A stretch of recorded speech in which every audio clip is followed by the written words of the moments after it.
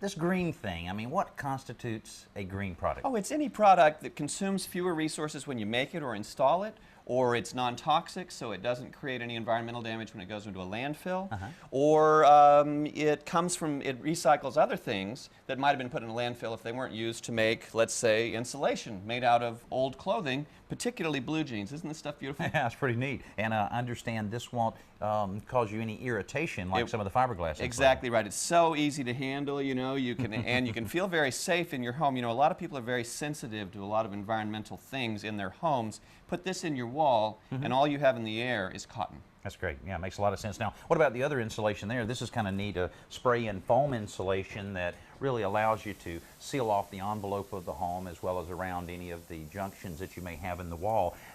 Makes a lot of sense, but what I think is kind of cool about it, it's actually made out of soybeans. Yes, a couple of huge environmental benefits of this. The first one, of course, is that it seals the home very effectively. It has a huge R factor. Right. But then it's from soybeans, grown by farmers, and it's non-toxic, so if these walls ever did end up in a landfill, they wouldn't do any damage to the environment. Well, that's great. Good to keep the farmers busy, too.